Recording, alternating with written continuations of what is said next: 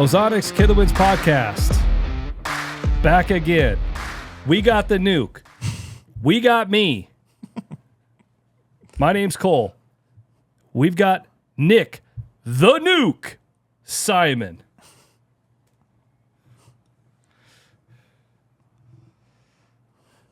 Man, I love your nickname.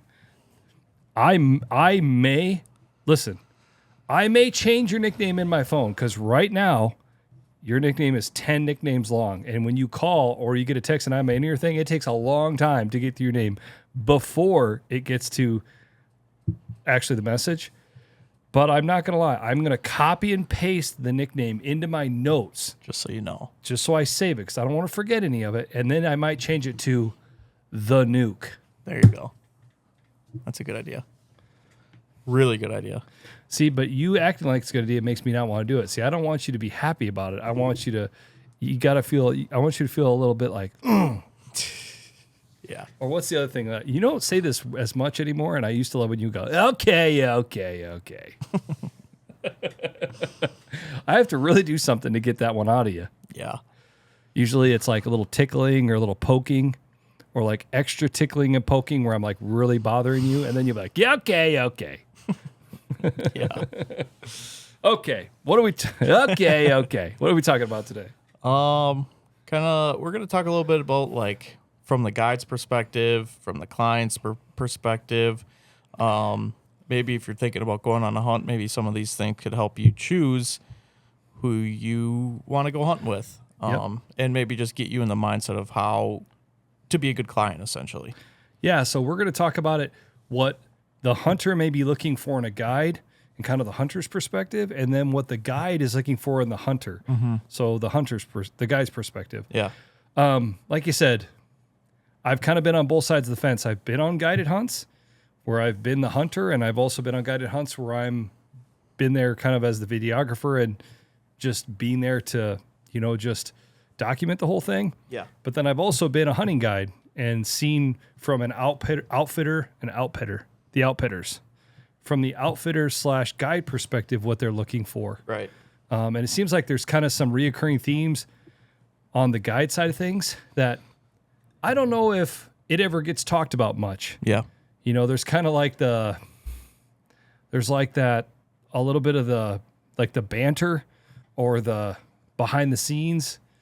It's like if you've ever watched Formula One on TV and they get done with the race, they have the little room that the drivers go in. They always have a mic in there because those drivers have things that they talk about that kind of they only talk about. Yeah. That's kind of like what happens on the guide side of things about the clients. Mm-hmm. And I think sometimes if the clients knew a little bit more about what the guides were thinking, things would go a little bit smoother. Yeah, for sure. And sometimes I think the guides and outfitters need to understand what the hunters are looking for a little bit more too. And I've kind of been on both sides of it. So we're just going to go through it. Because again, you may be planning a hunt right now. You may be leaving here in a few weeks. Mm-hmm. You may have a hunt planned out west. You may have a whitetail hunt coming up in October, November. Yeah. So hopefully maybe some of these things, can help you be more successful. Because at the end of the day, it's like they say, a happy wife is a happy life. A happy client and a happy guide makes a happy hunt. Yes, exactly. Good call. Happy hunt. Yes. This is the hunt. Yep. Right here. Okay, so first, let's start with client perspective, hunter perspective.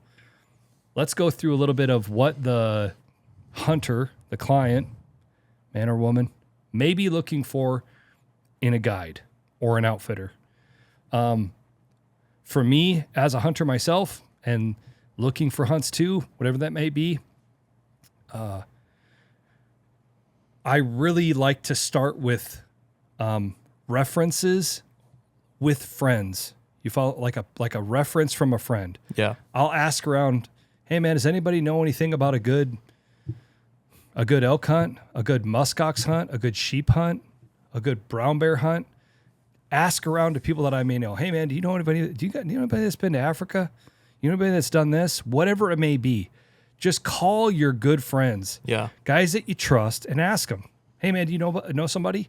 And they may know somebody, or they may have done it. Right? If you know a guy that's gone on a hunt like that, give them a call. Mm-hmm. Right?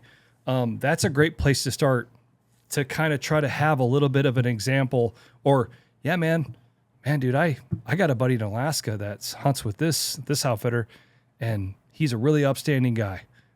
If it were me, this is who I would go with. Yeah. Okay. Hey, man, I actually went down here to Florida and I did a gator hunt with this guy, and we had a great time. And I'm telling you, like, his one guide's name's Billy, and I would make sure to try to go with Billy. Yeah. I'm just making Billy up. You know, oh man, I would, if I would go there, make sure you try to hunt with Roger. Yeah. You know, Roger's a great guy. He's from so-and-so, wherever, and he was super outgoing. He was great with kids. Oh, okay. And you just kind of take that information in. Right. I think sometimes we, as just how we are as people, are just afraid to pick up the phone and call. Yeah. Maybe call me old-fashioned. I mean, even with you and me, you and me is way different. You're on Snapchat all the time. You're doing your thing all the time. I couldn't even tell you the only time I go into Snapchat is if I want to make my kids laugh and I do a funny face and a funny video. Yeah. You know, that's just not how I am. I'm old-fashioned. I'd rather call you. Yeah. Hey, man, how's it going? Let's have a conversation. I would definitely rather call too, but Snapchat's where I find all my friends who are my age. Exactly. You know? That's what I'm saying. Yeah. And I guess I'm just saying, like, it feels like we're kind of getting in this thing now where it's like you don't want to just call and have a conversation and talk. Man, just pick up the phone. Yeah. I feel like you can really get yourself pointed in the right direction by just having some conversations. For sure. If you find somebody that's hunted with somebody, that's a great place to start. From there, before you call that guy, just right out of the blue, do some research. You know, jump on their website. Yeah. See what you can find out. Photos, videos, references on their site, looking at their price lists. You know, go back and see if you can look at their galleries from years past. How recently have they updated their website? You know, sometimes that can be a double-edged sword. Not updating their website can show that they don't want people to know what they're getting and doing and killing right off the bat. Or maybe it means they haven't killed anything in a while. Yeah, exactly. You know, look at their references on their website. Most everybody's got a list of references of guys that have been successful. Just give a couple guys a call, see what they say. Yeah. Don't put 100% stock into that, because obviously they're going to try to put their best foot forward with those references. Yeah. There's websites out there. There's lots of websites out there that have reviews on outfitters. Just type them in, see if they pop up. See if there's a negative review. See if there was a response from them about that negative review. You know, just kind of don't put 100% stock into anything I'm saying, but just use those as all little kind of building blocks. Yeah, for sure. You're building up this kind of perspective on this outfitter. And then when you feel like you kind of have a little bit of an idea, give them a call. Yeah. But the thing about when you give guides and outfitters a call, you have to understand that, first off, they're busy too, right? Maybe when you call isn't a great time to chat. One thing that I always start with is, hey, how you doing? How you doing, Nick? Hey, man, I've got some questions about a gator hunt. Would you have time to talk about that right now? Yeah, sure. Man, actually, I'm right in the middle of this. No problem. Yeah. Can you tell me when would be a good time to give you a chat? I just really like to chat with you.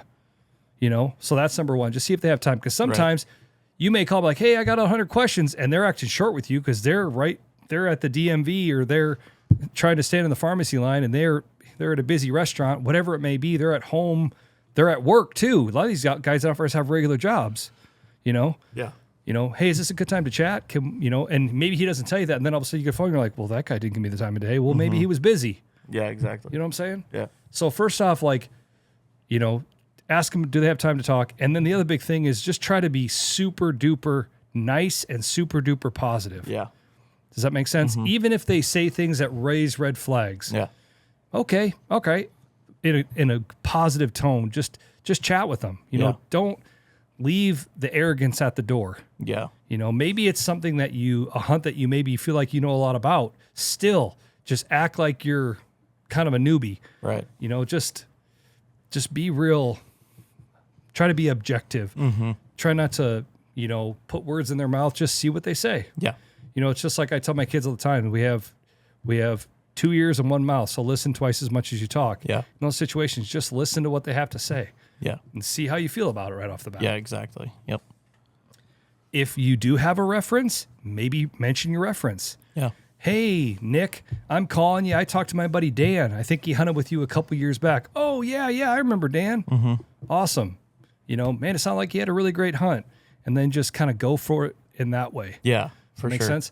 I think sometimes, you may have guys just get in the mode of they call an outfitter, yeah, hey, do you got any openings in 2027? That's not the way to start the conversation. Yeah. Hey, when's your next opening? Hey, how much does a hunt cost? Guides and outfitters don't like when it just goes straight to that. Yeah. They want to feel you out too. Exactly. You know what I mean? Yeah. Because if they have guys that they don't think are going to fit what they're doing, then, they're not going to want you to come. Yeah. Right. Dude, there's some outfitters I know that they don't sugarcoat. Yeah. Dude, we were at Harrisburg and a guy walked up. I was talking to somebody that I know and an outfitter. Guy walked up and was just acting really short right off the bat.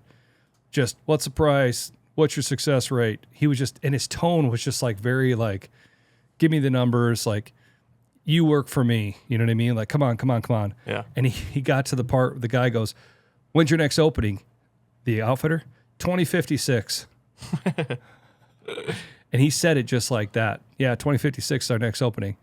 And the guy was looked at him, nodding, giving him a stern face, and then it hit him 2056. And he goes, 2056? And the outfitter goes, listen, sir, I appreciate it, but you're not the right guy. Yeah. You're not my guy. Mm-hmm. This isn't going to work. Yeah. He's like, just, sorry, our next opening's 2056. Yeah. It was 2027. Yeah. But he wasn't going to let the guy, it just wasn't the right guy. Mm-hmm. And that's the thing. That has to be a relationship. Yeah. And that's on you as a hunter client too. Yeah. If you're not the type of guy that they're looking for, and if you're acting like a dingling, they're not going to want to talk to you. They're not going to want to work with you. Yeah, no doubt. You know what I'm saying? Yeah, definitely. The other thing that I would say as a hunter looking for an outfitter is try to figure out what's the most important thing. Mm-hmm. What are you trying to get out of the hunt? What are you trying to do? Yeah. Do you follow me? Yep. If the most important thing is for you to shoot a trophy animal, well, then you shouldn't be looking at areas with outfitters that don't shoot trophy animals or have historically shot trophy animals. Yeah. Does that make sense? Yeah, definitely. You follow me? If your most important thing is you want to bring your daughter or your son or your wife or your good buddy, and they don't allow guests or they don't want guests, then that's not going to work. You're trying to put a square peg in a round hole. Yeah, exactly. Yep. The other big thing is, and what are you looking to get out of the hunt? What are you willing to be, what kind of accommodations are you going to be satisfied with?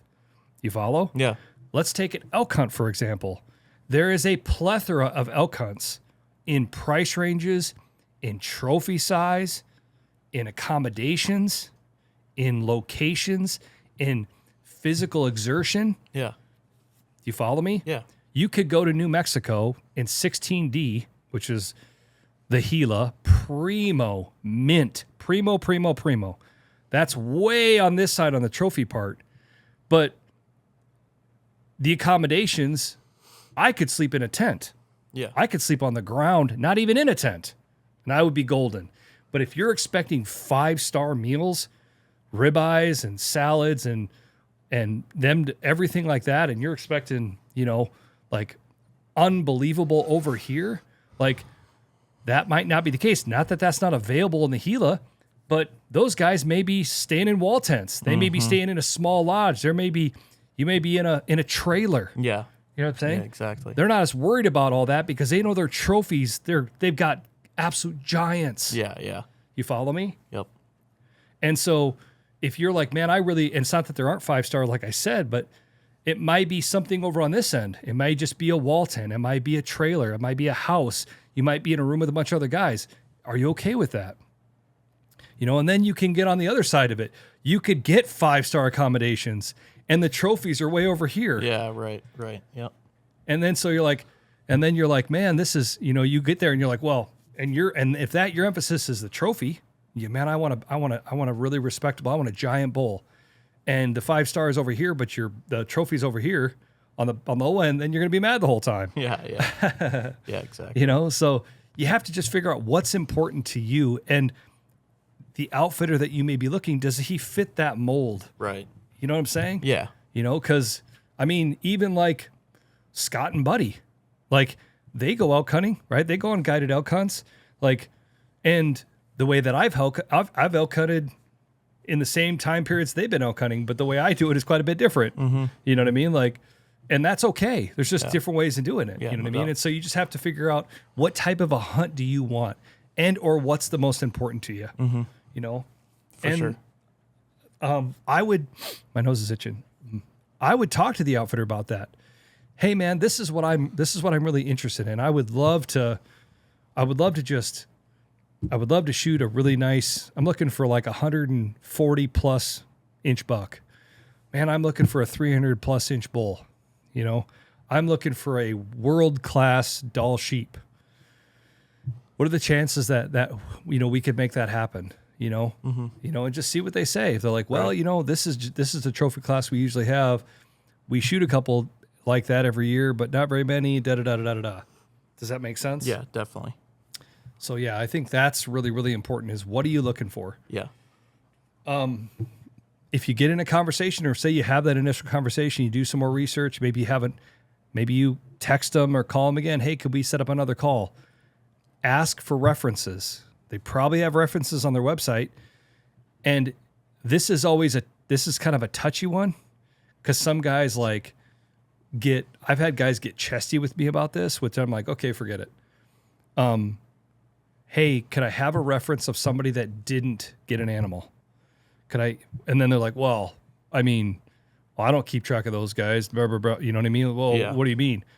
Listen, and then you might have to clarify. Listen, I understand you've got a bunch of guys that have had really, really great hunts, but can I talk to somebody that maybe had a great hunt but didn't get an animal? Maybe he missed something or whatever. I just want to.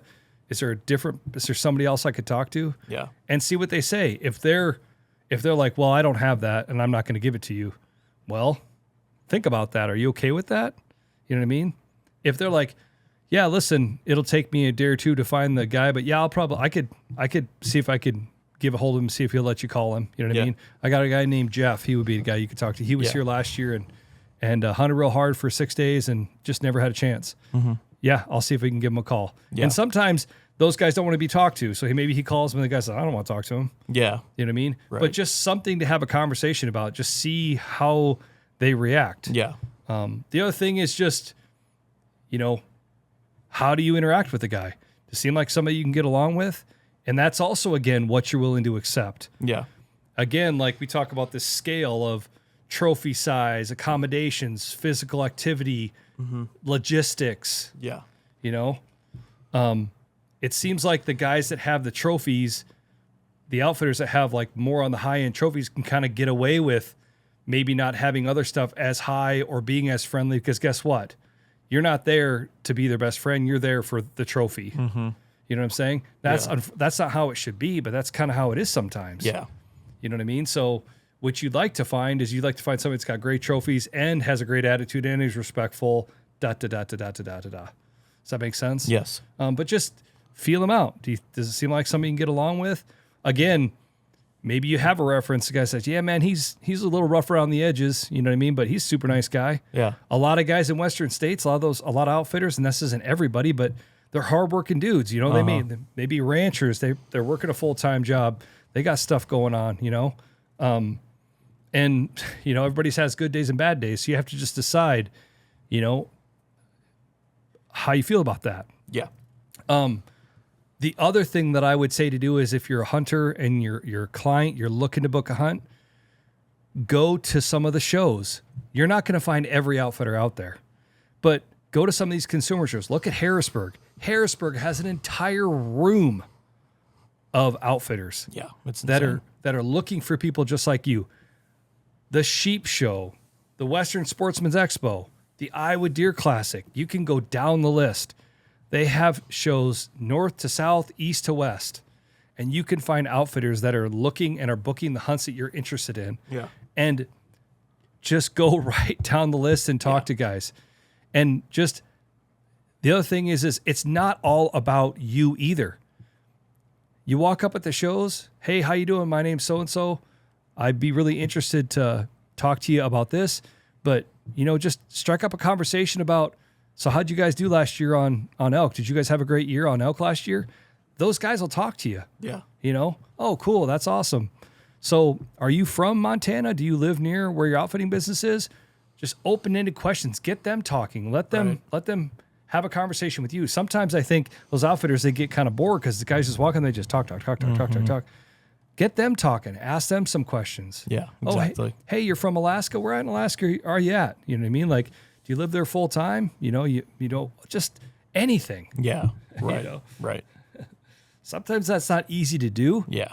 Because those guys, it can be kind of an intimidating thing to like walk up and talk to somebody. But that's also the thing too, is if you're at the shows and you walk up and a guy just doesn't seem like he wants to talk to you at all, well then take that into account. If you walk up and a guy looks like he's hung over and doesn't want to be there, take that into account. Yeah. Right. So I don't know. I mean, it's no different than if I was working on my house and I need to get it re-roofed, and a guy shows up and he smells like booze and he's like hung over and he's just in a pissy attitude. Well, that's not my guy. That's not the guy that I'm going to hire. Yeah. If another guy walks up and he shakes my hand, hey man, how you doing? I'm sorry, I'm about 10 minutes early, and he's Johnny on the spot. Okay, yeah, this is my type of guy. Right. Here we go. And obviously I think for a hunter looking for the guide and vice versa, just like I tell my kids, honesty, respect. Yeah. Do you feel the honesty? Do you feel like everything's on the up and up? Yeah. Do you feel like there's a level of respect, for what's going on? Do you feel like you could go there and have a good hunt? You know what I mean? So that's the type of stuff that I would think about as a hunter. And again, like I mentioned earlier, there's tons of stuff out there on the internet to research. Do you know what I'm saying? Like there's tons of stuff. Like I mean, and then on top of that, just YouTube in general, just get on YouTube, get on Google, look on their website. There's websites that have all sorts of stuff about different outfitters. Yeah. The other thing is depending on what state they're in, there's always guide and outfitter associations. You can check on those too, that you can look into and see if they're a part of those. Does that make sense? See if you can find any information about them. Yeah. I mean, if you really want to go deep, call those organizations, call the state, ask them, hey, have you had any run-ins with this outfitter? Do you have any violations or blah, blah, blah, blah? Just see what they say. Hey, I think this outfitter's in your area. Like, have you had good interaction with them? Like, what would you say? Oh, yeah. No, it's been great over the years. Da, da, da, da, da. So you got to really kind of put all the pieces together. So we went over what you should be looking for if you're looking to go on a hunt. Now let's kind of flip the page here, and as a guide, what are you looking for in a client? Yeah. Yep. And I'm probably going to really rant on this one because this is, like I said earlier, this is kind of where there's just kind of things that are talked about, I think, like amongst guides that don't kind of get said to clients, and I just kind of wish it would. And I heard this one a couple months ago. I'm like, wow, that is so right on. When you finally decided on a hunt, you're going to go on the hunt. Like you book, you put down your deposit, and you're in. There's going to be some more conversation within that. Does that make sense? And you don't have to do every single thing. You don't have to do every little thing that's on the gear list. You don't have to do every single thing that they say. Does that make sense? Like you have to be within reason, you know what I mean? And your budget and what you're looking to spend and what you maybe already have for gear. But I feel like, and I heard this, it's like if the guide gives you advice and you don't listen to that advice, the chances of success can go down. Do you follow me? Yeah. Like if he's like, hey man, listen, I really think you should bring this caliber of a gun, or I think, this is the type of scope that's conducive to this type of hunt, or this is the type of clothes that you need to bring right? Or this is what you need to prepare yourself physically to do. And if you don't listen to them, your chance of success goes down. Yeah, for sure. Like when you're going on a guided hunt, you're not only paying, for a guy that has, you're paying for a guy that has experience. He also knows the area. Yeah. He knows how these hunts go. And this isn't his first rodeo. Yeah. So when he gives you advice and he gives you recommendations, I would put a lot of weight into that. Yeah. Doesn't mean that you have to do every single thing. But like I said, I heard that a couple months ago. I was like, yeah, I was asking like, hey, how are your guys looking for the year? And he's like, yeah, I got one guy that he's a really good listener. And that's really what it comes down to, right? Do you listen? Yeah. He's a good listener. He's some of the recommendations I've made, he's really taken them into account. And I think he's made some changes I think will really help him in this situation. Now, another guy that won't listen to a thing I say. Mm-hmm. And he goes, I finally had to tell him, listen, every time you don't do what I'm saying, your chance of success go down. And they go down, they go down, they go down. And when you get here, when something goes wrong, I'll remember when we talked about this back in February and you just didn't do it. And so here we are. Does that make sense? Yeah. So, when I guided, and I've talked about this before, when I guided, I always said I had 2 rules. Don't guide the guide. Don't walk like an elephant. Mm-hmm. Walk like an elephant was kind of a funny thing, but still try to walk a bit quietly. Yeah. But the big one was don't guide the guide. Yes. You're going on a guided hunt. Don't go on a guided hunt and tell the guide what to do. Yeah.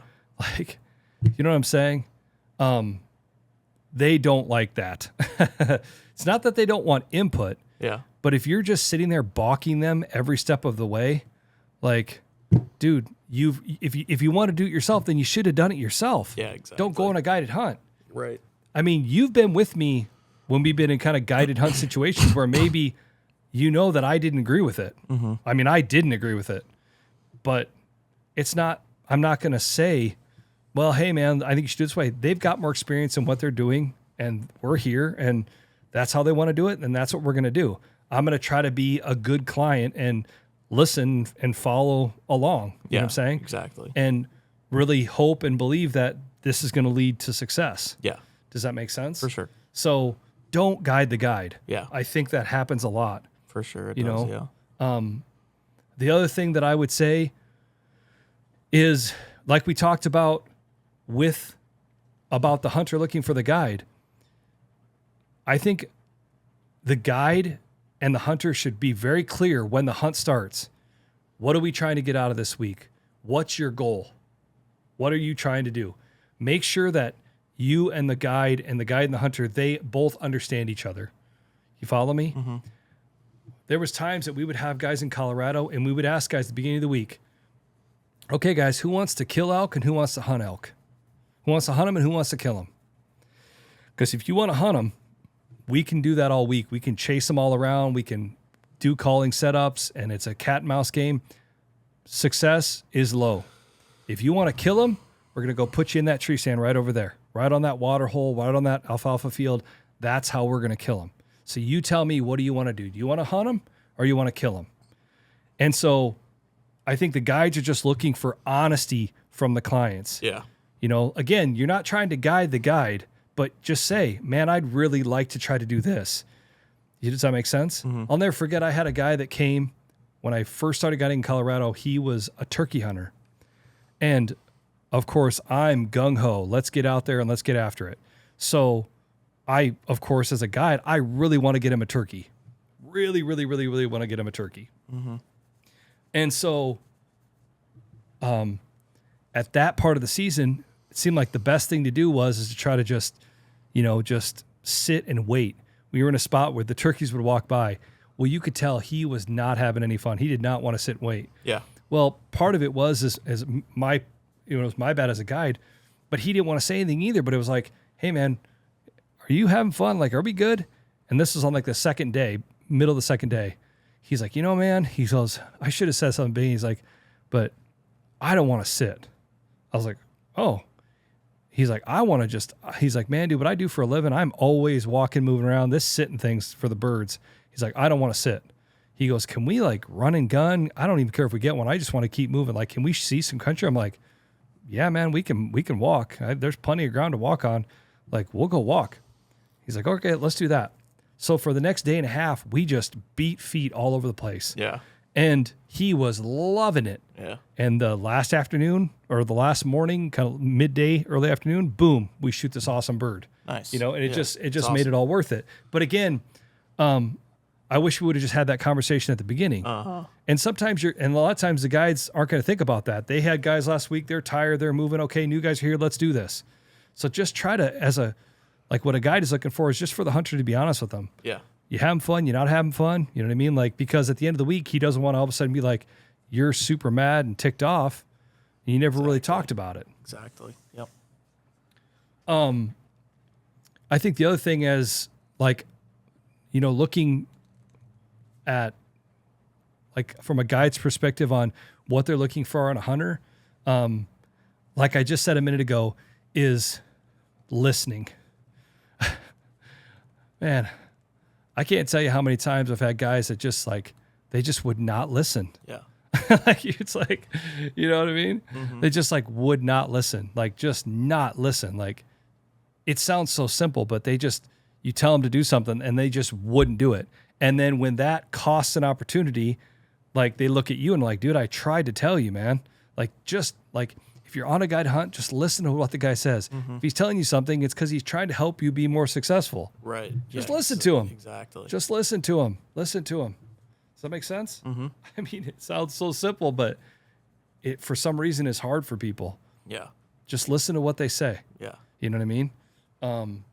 The other thing I think that guides are always looking for in clients is, you know, guided hunts are always tricky because you're trying to squeeze a lot into not a very big amount of time. I'll never forget that when we hunted at BBD Outfitters in Southeast Iowa, Yep. you could feel the tension in the fact that all these guys had traveled from all over the country, and they had a 5-day window. That was their Iowa whitetail hunt, was a 5-day window, and they needed to get it on 5 days. Mm-hmm. And so every day, the pressure, the animosity, the tension just built and built and built.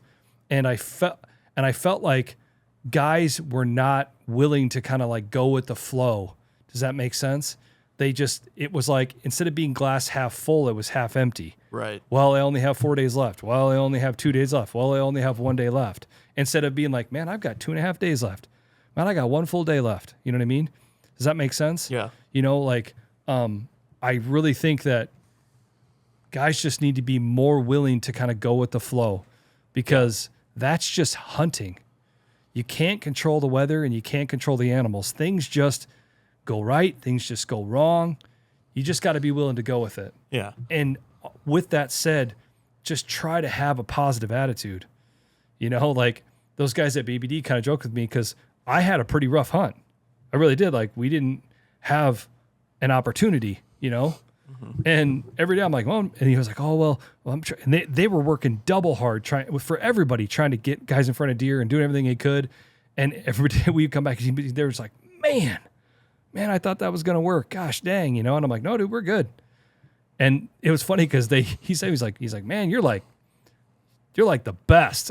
You know, he's like, I wish I had more guys like you. And I said, dude, I've been on the other side of the fence, right? Like, I've been the guide, and I know you guys are working your tail off. And the last thing you need from me is more pressure. Yeah, exactly. More second guessing, more, well, why did I do this? I want to do this. This is where I want to go. I don't want to hunt that way. Blah, blah, blah, blah, blah. That's the last thing you want. Yeah. You know, at the beginning of the week, if I said, yeah, man, I'd much rather do this, but I'll do whatever you want. You don't need guys that are saying, oh, I want to do rah, rah, rah. You know, and he's like, yeah, dude, that's 100% it. Yeah. Because it just makes it not fun. Yeah, exactly. Yep. Like, they get it. They get that you don't have many days. They understand it's not just you, it's all the other guys in camp too. And they knew they had guys last week that maybe didn't get something. Yeah. So they get it. Like, they know that there's a tight window. They feel the pressure even more than you do. Mm-hmm. Yeah. Because it's their neck on the line. Yeah, no doubt. One of the other things that I would say and I'm going to kind of go back a bit. I know you said we were kind of flipping the page, but I think this works on both sides of it. I think the hunter has to be clear about opportunity and success. Because I think from the hunter's perspective, a lot of times when I was always doing, guys would always say like, well, what's your success rate? You know, how many elk did you kill last year? How many turkeys did you kill? It was always about that success. When I guide in Alaska now, when I get in conversations, guys are always talking about success rate. Let's talk about success. Well, what's the chance of success? You know, everybody wants to talk about that. Success. It's all about success. But from a guide outfitter perspective, it's not, the success rate's important, but what's even more important is opportunity. Yeah. Opportunity rate. Yeah. You follow God me? is in the business of opportunity, not success. Absolutely. It took the words right out of my mouth. I mean, that's literally when I was a hunting guide, my job was to get you an opportunity. What you did with that opportunity was up to you. Mm-hmm. And so when I guided, guys would talk to me, oh, let's talk success. I'm like, no. We talk success too. That's fine. But let's talk about opportunity. Yeah. Because we had, I'm just making up a number. We had 20 elk hunters in September.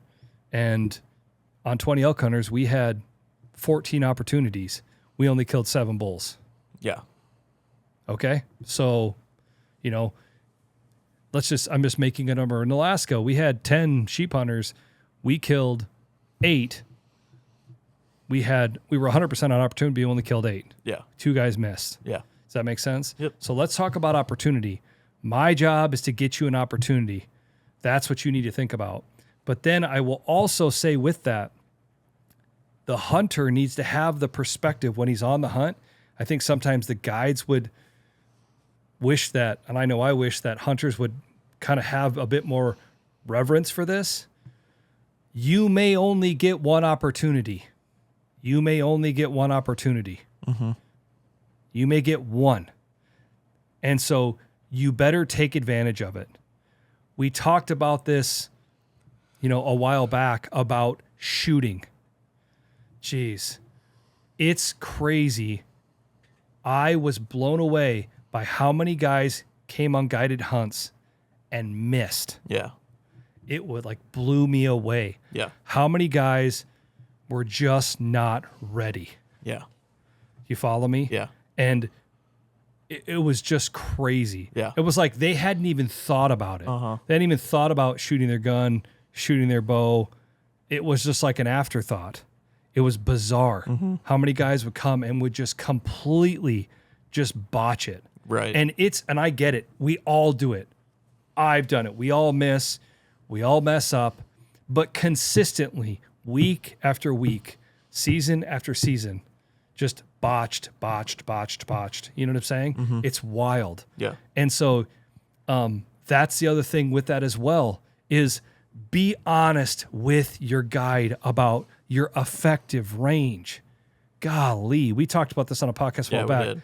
When guys would walk, I got so just frustrated by that. I just started believing that it was half of what they said. Yeah. Guy walked in with a rifle, said he could shoot 700 yards. It was 350. Yeah. Guy said he could shoot 80 yards with the bow. It was 40. Yeah. Guy said he could shoot out to 30. It was 15. I hate to say that, but that's what it was. Yeah. Everybody wants to be King Tut in front of everybody in the crowd, and then they pull you offside. Hey, man, listen, I seriously I'm probably only really good to 50. I mean, I always said 80, but it's probably 50. Okay, well, if you're just telling me 50, it's probably 40. It's Right. probably 30. Mm-hmm. Does that make sense? Yeah, definitely. So be honest with your guide about where you're at. And be honest with your guide where you're at before the hunt starts. That's one of those things about listening. If the guide says, man, dude, I really would recommend this type of a bullet. We've had bad experiences with this. Listen, that's not, you need more magnification in your scope, or this is the situation's going to be, and that's going to be a little tricky, right? And you go, no, I'm going to bring this. Okay. All right. Not like I know anything. Sounds good. And then you come on the hunt and then you're like, oh, well, I know you told me to be ready to shoot 500, but I can only shoot 375. Yeah. Okay. Well, your success just went down. Now you're putting me in an even harder spot. Yeah. Does that make sense? Yeah, for sure. And so be honest with your guide about what your effective range really is. What's the number that you can get a first round impact on? Yeah. And if that's only 300 yards, okay, let's just be real. So I'm not putting you in a position where we're trying to make a 450-yard shot and you're going to miss or wound it or whatever. Yeah. Does that make sense? Yeah, definitely. But again, that all comes back to if you're the hunter and you go in thinking that you may and most likely will only get one opportunity, man, you better do a lot with that one opportunity. Yeah. Holy cow, think about that. Yeah. If you kind of worked all year with reverence for just that one chance. So I just think, just saw a lot of guys mess things up. Yeah, exactly. You know, and again, like we were talking about earlier about listening as the hunter, when you're in those situations and the guide is instructing you what to do, listen to what he's saying. He's seen it play out wrong before. He's telling you to do this for a reason. Yeah. Does that make sense? Yeah.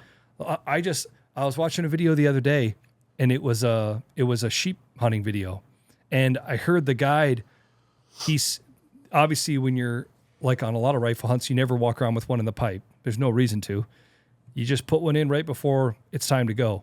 So he looks at the guy, says, "All right, man, let's get loaded up. Make sure your safety's on." And then he said, "Make sure your scope's turned all the way down." Right?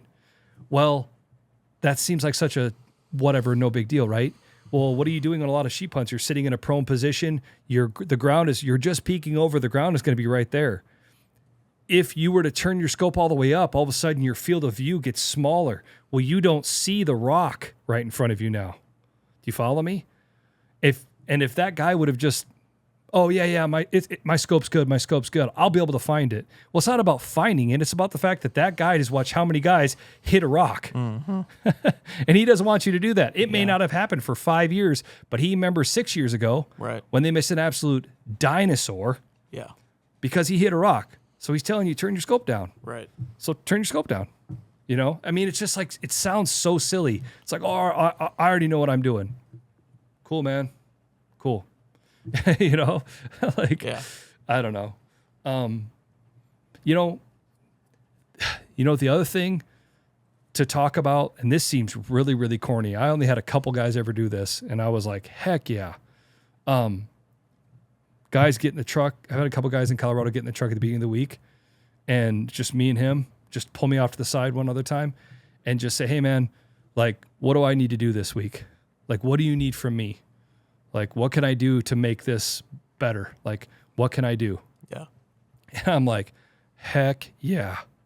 Man, dude, what you can do is you can be accommodating to what changes. You can be willing to go with the flow. You can be willing to maybe change. You can be willing to just be understanding that, you know, how things go. We're going to do everything we can to get you one. Yeah. But I know you guys talked about really wanting to, like, you know, try to call them in, but it's just not the right time for that. It's a really great time to be sitting on these water holes. Yeah. And it's a really great time to sit on water holes all day. You might not want to do that either. Yeah, exactly. You know? So, you know, but that's how we're going to try. That's how I think we're going to harvest. We're going to get something.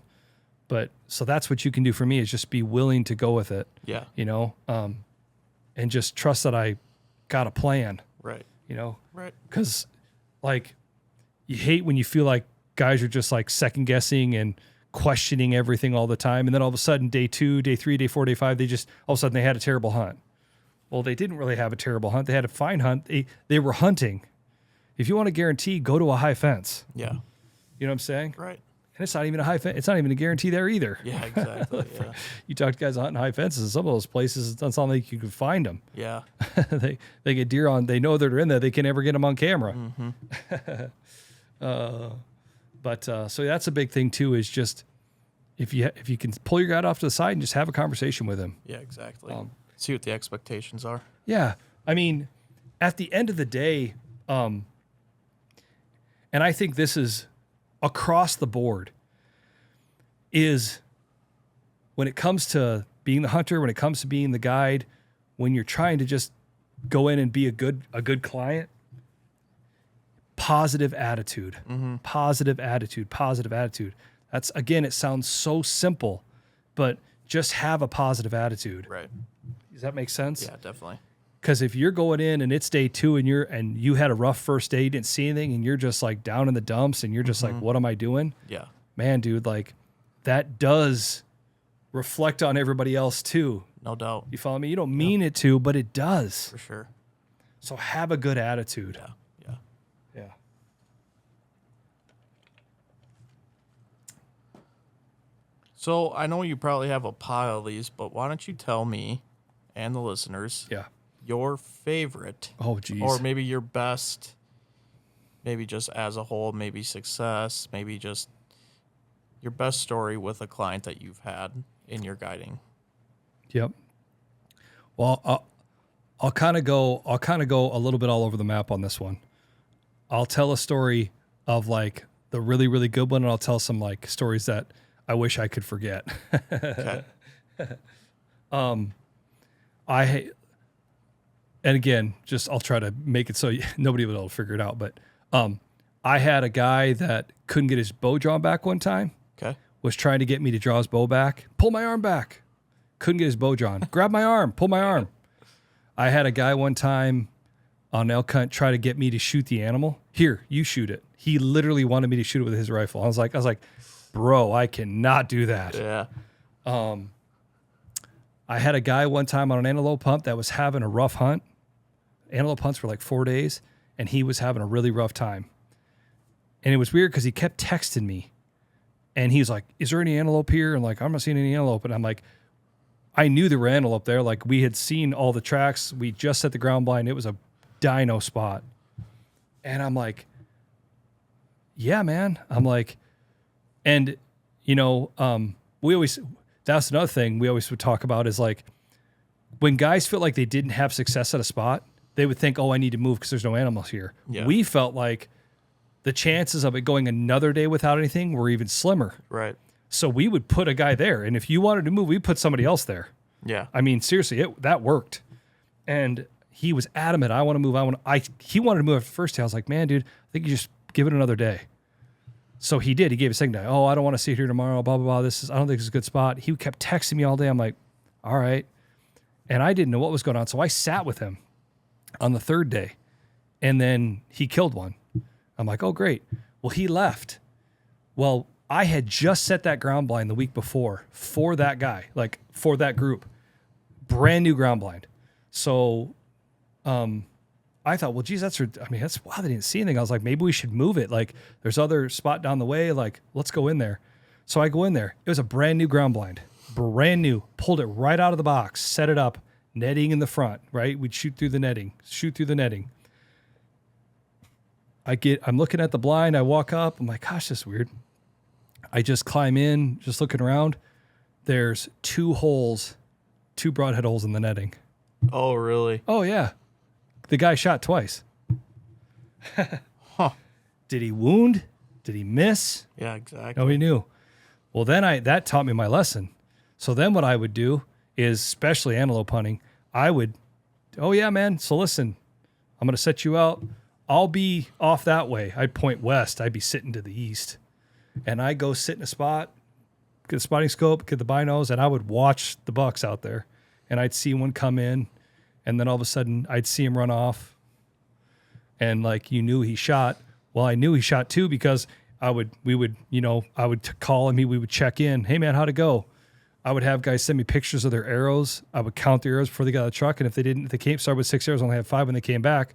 Well, where's your 6th arrow? Yeah, exactly. Guys would try to lie about that all the time. Yeah. So again, it was just like stupid stuff like that. Right. And again, it was all rooted in, the guy didn't want to feel like he made a mistake. He was too proud to say anything. You know what I mean? If he would have just been like, hey man, I missed, like I screwed it up. I'm really sorry. Whatever. That would have been better. Dude, I had a guy one time that wounded 7 antelope. Jeez. Killed the 8th one. Sat That's with him. wild. And the one he killed was a booner too. It was a giant. That's cool.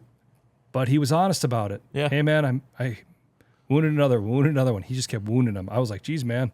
He was having. We checked his bow. He just had target panic like crazy. Yeah. So it just things like that happen. But Right. just be honest with me. Yeah, You know what I mean? exactly. Like just be honest about it. So like And again, just crazy things happen. So those are some of the things. Like, I mean, one time I had a guy shoot the foot off a turkey. He shot the foot off, the whole foot, like spur and all, right above the foot. Oh, I had a guy shoot it. That was kind of wild. And you wouldn't think a turkey could run on one foot, but it can. It ran on a foot and a nub. And then I've told you that story, and it flew, and then we caught it. Yeah. Had a guy shoot off the entire tail fan of a turkey except for 3 feathers. That was pretty funny. You know, and it's just like, so I don't know, things happen. Yeah. You know, you don't mean it to, but it does. Right. I had a guy kill. It wasn't me, but I was there in the vicinity. Guy killed the wrong deer. All right, man, it's one on the left. Shoot the one on the left. Boom, shot the one on the right. Big buck stands there, little one falls down dead. Yeah. The other right. Yeah. Was too late then, you know. Yeah. It was still a legal deer, but it wasn't the deer that he wanted to shoot. Yeah. So stuff like that happens, you know what I mean? But the story, there's lots of, and there's way more good stories than bad. You know, I talked about how like guys can't shoot far, you know, or they're kind of not realistic about their yardage. So we would ask them when they got there, how far do you feel comfortable shooting? Well, this guy shows up and he brought like a 7mm mag and could shoot far. I'll shoot 1,000. I'm like, all right. I said, would you mind shooting for us? Just for me? Like, we got a range. Yeah, no problem. He dinged him all the way out. Bring. I was like, okay, this is going to be fun. I was like, that's awesome. And he was getting after it. Shot his elk at like 60 yards. It's like, seriously? The guy that could shoot 1,000 shoots his elk at 60. Yeah. You know? I mean, so so you just never know with that. But yeah, and then like I said, I mean, the thing that I think that I look back on now when it like in the relationships with all the hunters is the friendships that I've made. You know, like, well, one of the guys that was a client, we just talked this morning, you know? Yeah. We just talked this morning. Literally, we just talked this morning, just chatted it up. You know, hey man, how you doing? What's going on? And so that's the part that really means a lot. Yeah, exactly. And for me, like guiding and outfitting, from my perspective, is like a service industry. It's a service industry, right? It for like, sure is. It's not like you're a waiter in a restaurant, but sometimes you kind of are, you know, like at the end of the night, you may be doing dishes. Yeah. But it's a service industry. Like, I think I take a lot of pride in that and getting to help someone on that adventure and hopefully help them be successful and make a memory. That really means a lot to me.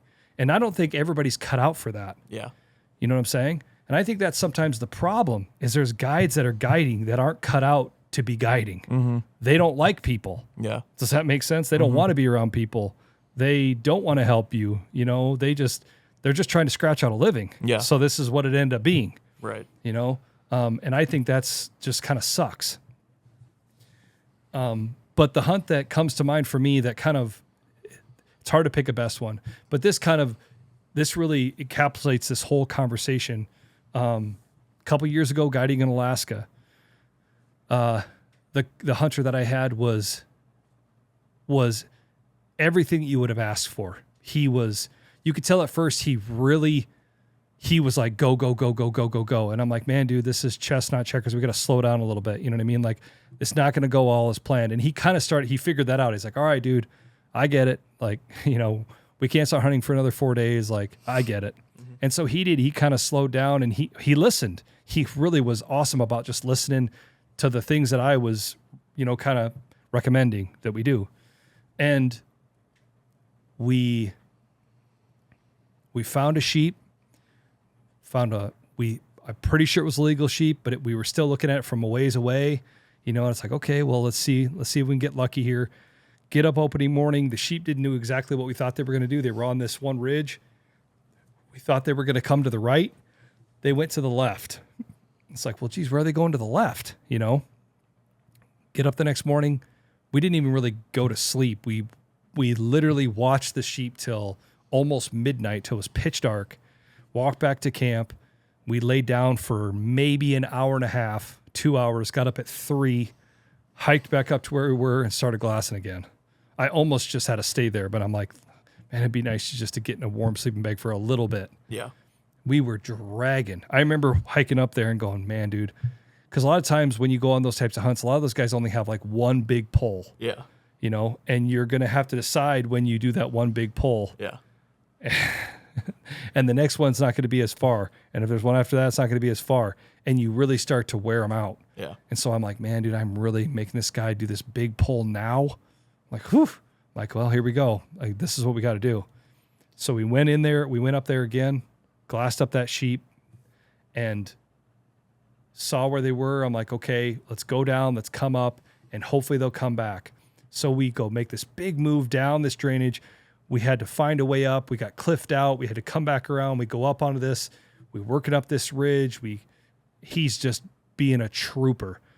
We don't really know where the sheep are. You know what I mean? Like, you're just going, and I'm just going on, this is what I think we need to do. And he was right behind me. We get up to where we needed to be. We weren't even there for 30 minutes. Got set up. It wasn't the perfect situation. Like, he wasn't like prone perfectly. He was kind of at a really weird angle. It was kind of a straight drop below us. I'm like moving rocks. We're just kind of like curled up in this little spot. It wasn't perfect. He was no problem. Yep, this is great. 30 minutes go by, sheep come over the top of that ridge across the way. There they are. Here we go. Then we had to wait 3 hours watching this sheep. Figured out it was legal, bedded down, would not stand up, just wasn't the right shot. He was ice cold, no problem, all the time we need.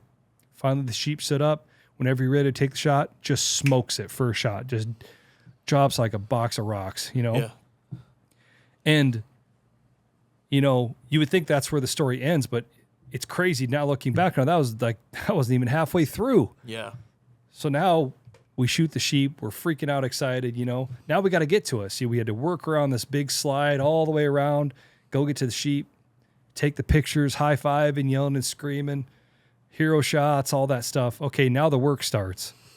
Well, now it's kind of later in the day. We didn't shoot the sheep until kind of later in the afternoon. It's like, and I'm looking at my clock. I'm like, dang, dude, it's going to be dark. It's going to be dark. Even when it's getting dark at 10:30, 11 o'clock, 11:30, I'm like, it's going to be late. I'm like, but you got to do what you got to do the right way. You can't skip steps, Yeah. And he was really good. He's helping, doing everything. I'm like, all right, man. And that's where I kind of broke one of the golden rules is don't go down a way you didn't come up, because you don't know what you're going to find on the way down. And I was like, well, I think we should drop off this way, because where we came up was like around this big way, and we didn't want to go that way. Mm-hmm. So I was like, I think we can drop off right here. Let's try this. And we're loaded to the gills, the whole sheep. And now it's dark. We're walking with headlamps. I'm looking at the GPS. We're trying to follow the contour. Well, I knew we were getting down into this little bit of a chute where there was water that would come down, And so we're going down, and it was starting to get a little sketchy, and we were both getting tired. We had saved our backpacker meal. We hadn't had our backpacker meal, so we were kind of feeling crummy already because we were low on everything. So I'll never forget, we kind of shimmed down this one rock that was not fun. It was like a little bit of a drop, and you're kind of climbing down it with your hands. And it's like, dude, this is getting to be stupid. Like, this is not good. And we found this little grass patch, and we stopped. I said, hey, man, just stay right here. Let me just ease up here and look, because I couldn't see. I mean, it was dark. I'm like, I couldn't see over the edge. I was like, let me just go glance up there. So I walk over there, and it's just like this little bit of water. And I'm walking down this, kind of jumping down the rocks. And I get to this edge, and I'll never forget, dude. I stand there, and I kind of just lean forward, and it was a waterfall. And it went straight down. I don't know how far. I mean, I saw it the next day from below it, and I'm like, oh, yeah, I was standing right there. I'll never forget, dude. I looked at my feet, and my feet were shaking, like bouncing. And instantly I was like, whoa, like I am scared. And it freaked me out. And I backed up. I'm like, all right. And right away I'm like, gosh, we shouldn't have come this way. Now I'm scared. And I'm like, gosh, and I got to protect this guy. And I got to think what we're doing. So I walked back over to him, and we were sweaty. I remember steam coming off my arms and my head. It was like damp and cold. Yeah. And I told him, I said, dude, listen, we got water right here. We got our backpacker meals on. Backpacker meals. Let's put our puffies on. Let's eat a meal. Let's just sit here. Let's sit here for half hour.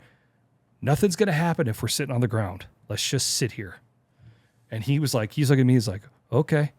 I'm like, all right. So we sit down. We make our food. We eat our backpacker meals. We drank a bunch of water.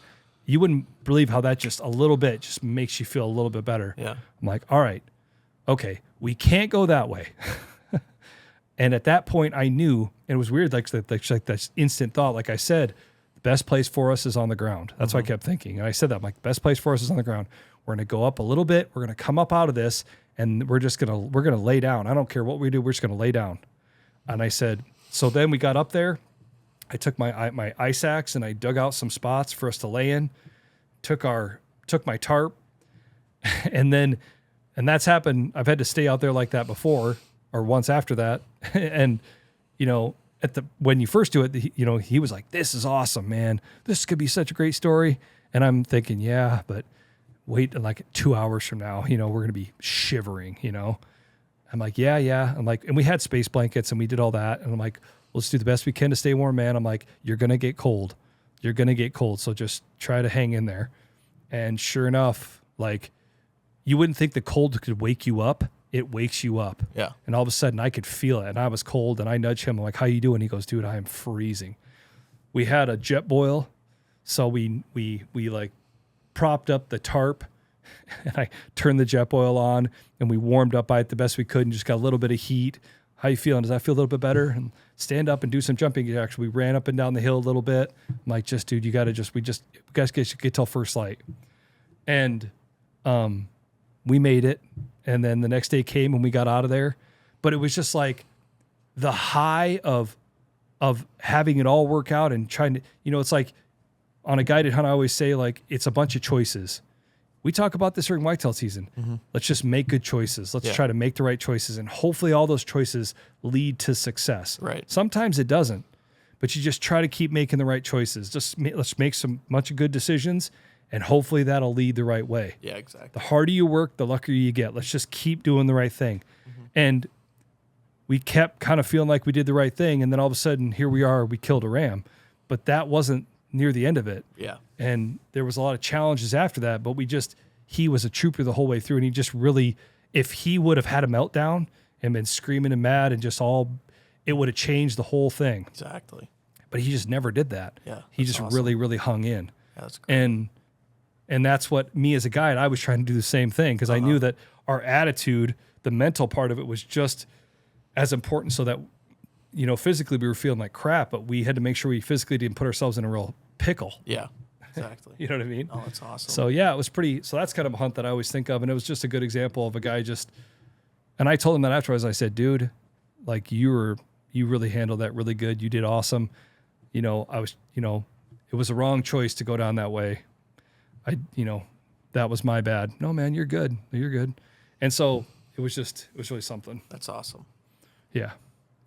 So yeah, like you said, that's the one that really, really comes to mind. And and you just, like I said, it doesn't always end in a trophy. You know what I mean? You know what I mean? So, that one did, I was on a hunt 2 years before that we hunted hard like that. For days and days and days. We hunted hard like that until we didn't have any food left. Never got a sheep. Yeah. And that's just how it is. Right. Hunted hard like that in Colorado, we'd have guys come and they would hunt hard and stay extra days. Just couldn't get it done. Yeah. And I think that's the ones for the guy that really, really chews on you. Because like I said, I feel like you're always trying to get a guy an opportunity. But the ones that kind of always really bother you is the guy that didn't even get an opportunity. Mm-hmm. The guy that missed that, he had his opportunity. Yeah. But the guy that comes and hunts hard and never even has an opportunity, that's the one that you're like, dang. Yeah, for sure. Does that make sense? Yeah. Yeah. So, but anyway. All right. Well, I think that's a good one. I think we wrap it up. Yeah. Huh? What do you think? Yeah, I appreciate you talking about all that. Yeah. Sorry, I know that was a lot. Dropping some knowledge. I don't know if it's knowledge or what it is, but it's just my experiences. Yeah, I don't know. Take it for what it's worth. Yeah. Yeah. Yeah. All right. Another podcast in the books. Thanks for listening. The Nuke. My name's Cole. See you later. See you next week. Stay classy.